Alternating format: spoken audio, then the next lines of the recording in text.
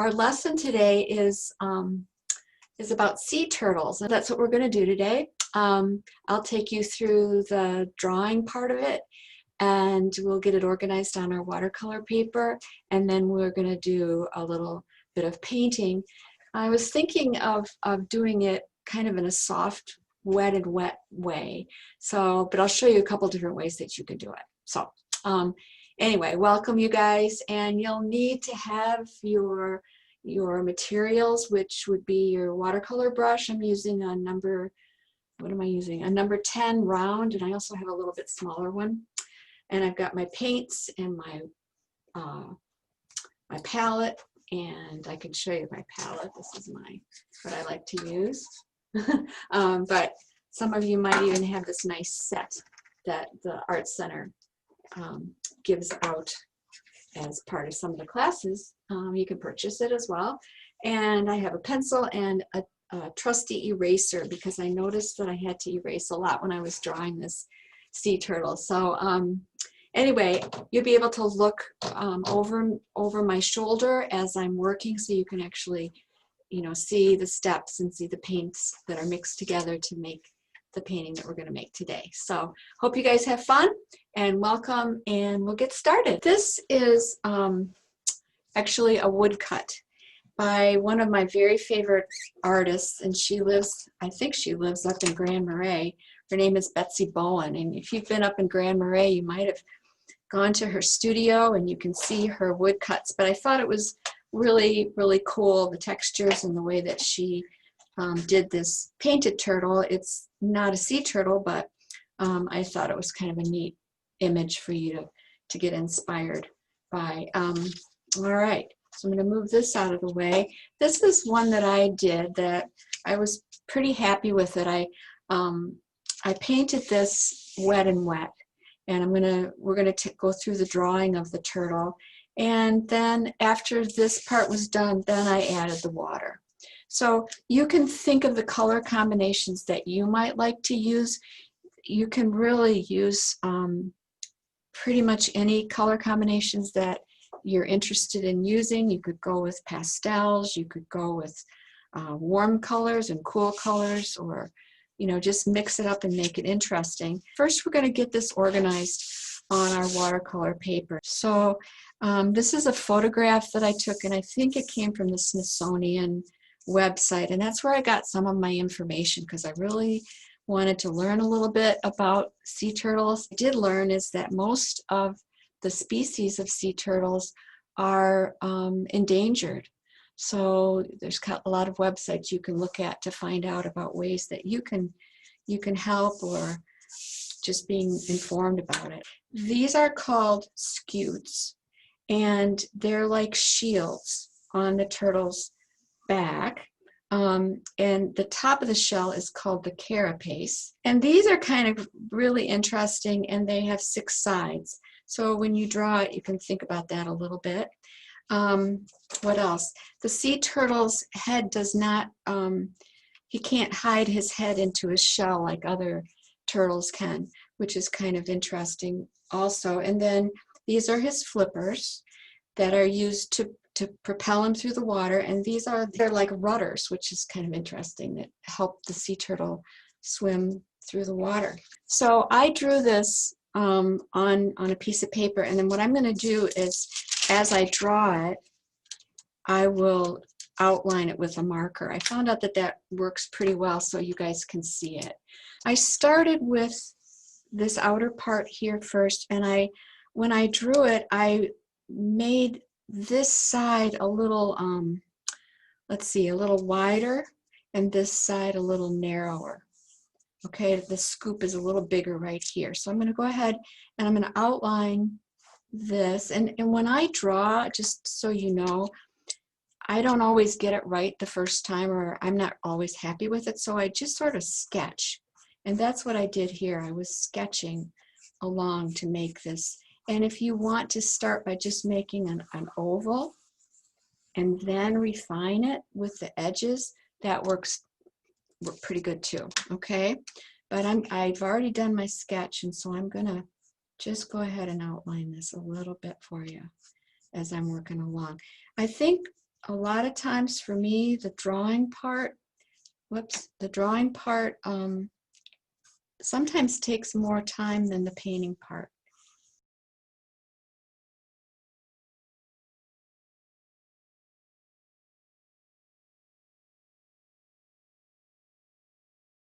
When I did when I did these, I actually just started with sort of I'll use my pencil in a minute.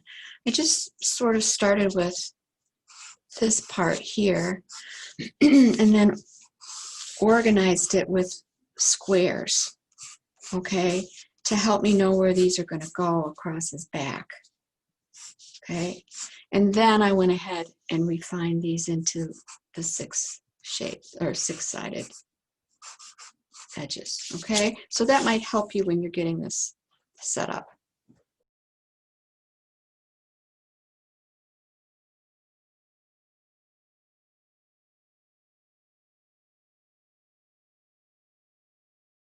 Okay, so the first step is getting it organized on your watercolor paper. And I drew mine when I was at home, so I'm pretty well set. So, like I said, you could come up with the color combinations that you want. So I think I'm going to use the colors of yellow and green and blue for mine. Okay, so I'm going to start by using some clean water. And I'm not worried about my pencil lines here. I can paint right over them. And this is going to be a light wash. In other words, I'm just going to start by dampening this surface. And I think I'll go all the way to the edge of his back. I'm going to do the his flippers a little bit later. Oh, thanks, Tom. Now, can you guys see that better with the light on? All right. Well, there's lots of art classes here at the Rum River Art Center. We've got a watercolor class coming up that you might be interested in. There's a drawing class coming. There'll be more free Zoom classes, so you can keep an eye out for those. There's pottery and acrylic painting, homeschool classes, all kinds of fun stuff. Lots of fun things. All right, so this is damp now with clean water, and I want to give it a few minutes to seep into the surface of this paper, so it's absorbing it a little bit. I don't want to add my paint while this is really, really puddly. So I want to let it seep in a bit so that everything will be soft when I add this wash. And I said I was going to use yellow. So I've got my yellow, and I can really decide wherever I want to put it. I think I'm going to have my lights up here because the light might be hitting the top part. The sunlight could be coming and hitting up here. And I'm going to leave some empty space. You can see that I left some white there. All right. And I'm going to go in with a little bit of green. Now, depending on what green you have, you can make a warm green by taking the green that you have and putting some yellow with it. That's what I'm doing right here. And I'm mixing it on my palette. You can also let it mix right on your paper, which is really fun. So I'm just dabbing in, excuse me, a little bit of green here in the places that I want it to go. So I'm kind of going right over top of my yellow a little here and there. And I can switch back and forth with my yellow in this little wash.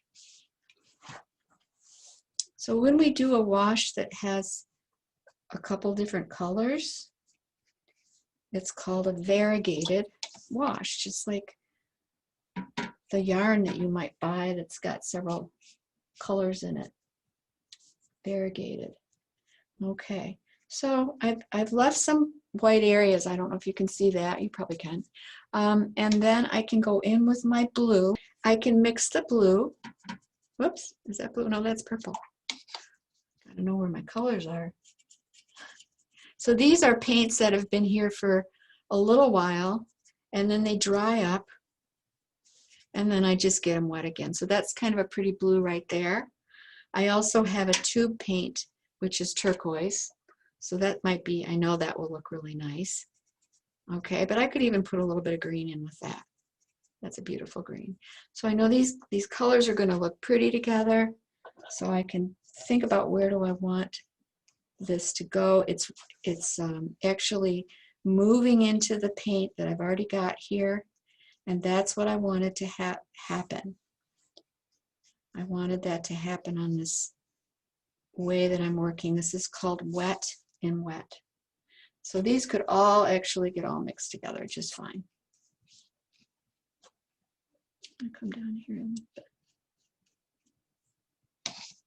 So it's kind of moving from the warm green into the yellow. And you can create your own beautiful wash for your turtle. I need to turn it around a little bit so I don't get my hand in the wet wash. So I'm really sort of just dabbing the paint in as opposed to brushing it back and forth. I'm dabbing it into the damp surface.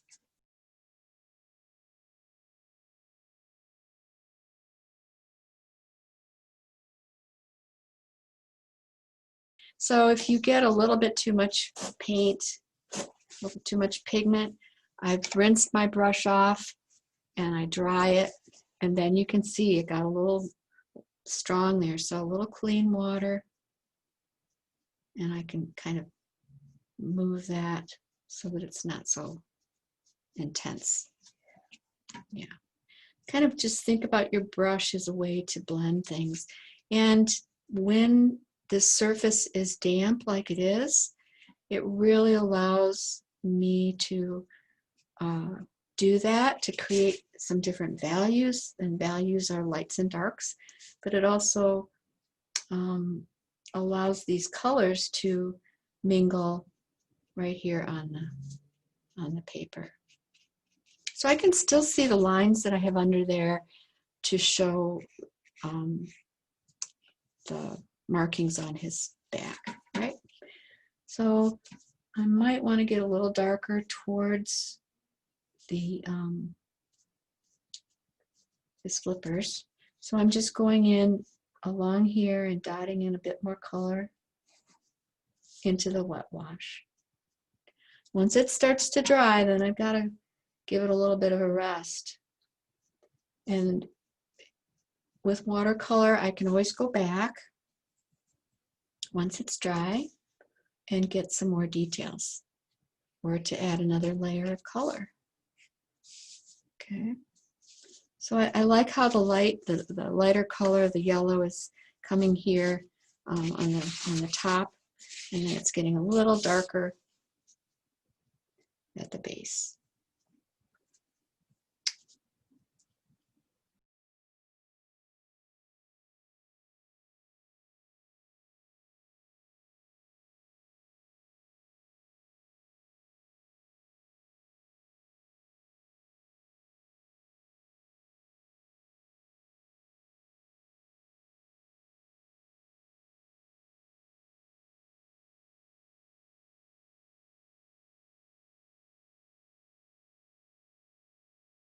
Take your tissue and kind of ball it up and create some texture by kind of stamping it a little bit, and that might be a look that you might want to create.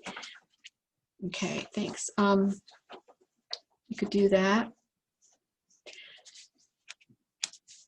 You can also remove color that way, remove pigment that way if you're not happy with. I didn't want to outline it, so you can get rid of hard edges that way. But I did want to have a nice edge here at the bottom. Okay? So the next thing that I would paint is I would let this dry if I had a lot of time. We've got about a half an hour. So you can take a minute and let it dry.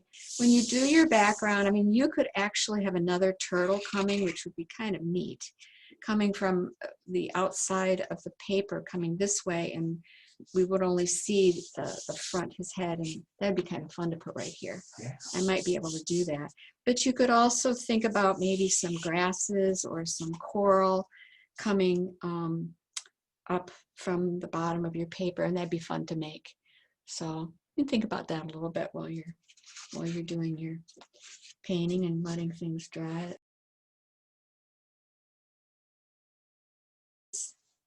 Actually, this is drier here. So I'm going to start with this front flipper, and I'm going to do it very much the same way. I'm going to stay away from this edge because I don't really want these to blend together. If they do blend together, you can always go back and make a way to differentiate. But I do want to have this hard edge here. All right, so I'm going to put the yellow along this edge here, I think, and have more in the blues and the greens underneath. Okay, kind of the same way that I did this area here. I'm just going to be touching, I would use the word intermittently, along here, and it's flowing into this damp area.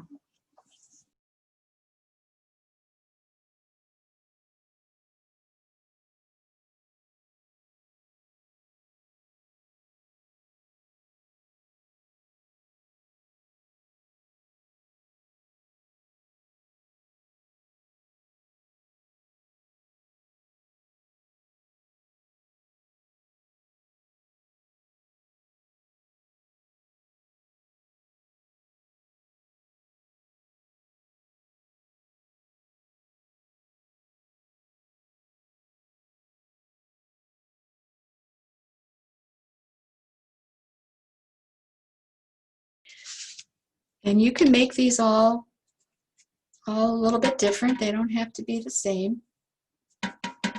Okay. Whoops, I forgot to wet it. I do like to dampen these first. So I've got a little yellow on my brush, but that's okay. This is still a wash. Actually, it's a wash of this yellow-green, but I can go in with another color here and pop that in.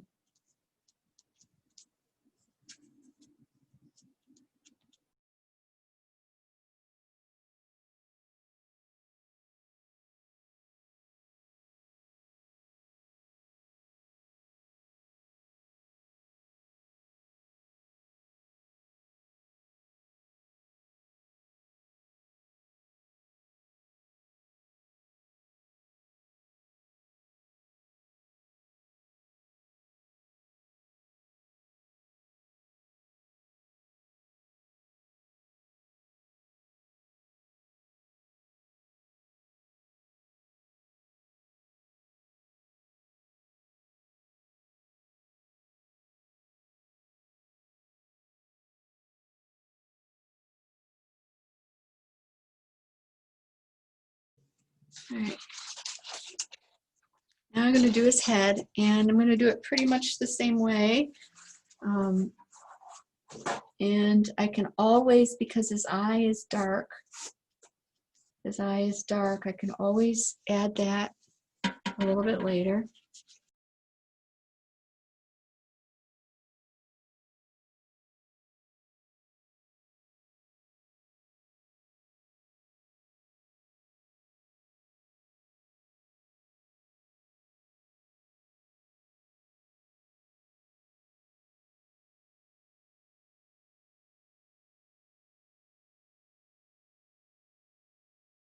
So what we need to do is think about our background. I could draw another one, which might be kind of fun. I don't know if you guys have room on your paper.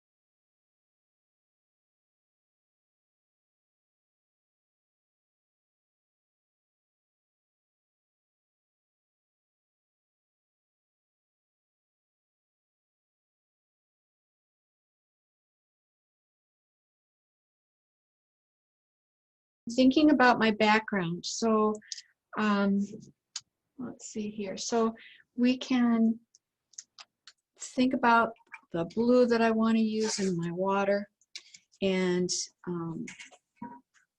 I would be doing this in the same way. I would be dampening the background first. I would avoid the I'm going to avoid the turtles.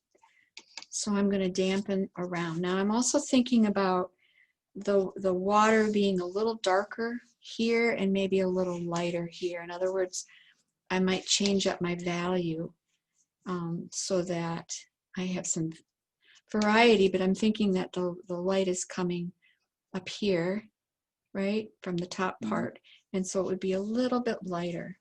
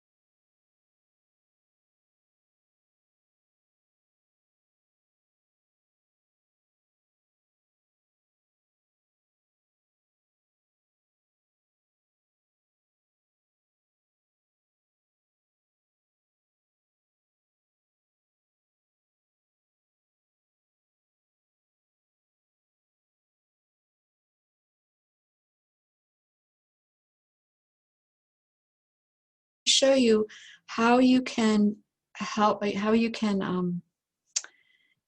make these a little bit more clear so that we can see them a bit better. So I'm taking, this is a dry surface, I'm going to take a little bit of my blue and I'm going to just go along these lines in a couple spots. Okay, I'm just going to outline them a little bit here and there. And then I'm going to blot it. I don't want it to be really standing out. I want it to be, what's the right word? Oh. Yeah, so I'm blending these in with my clean water and accentuating a bit. Oh, nice. Thanks, Tom. Wow.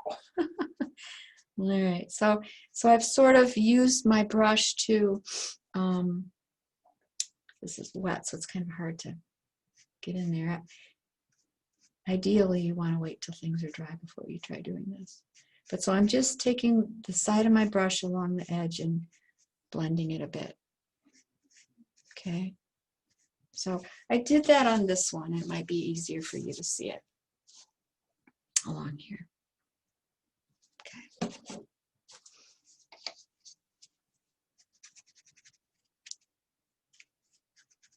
So you have to work with it a little bit, and then you can do some of these marks here.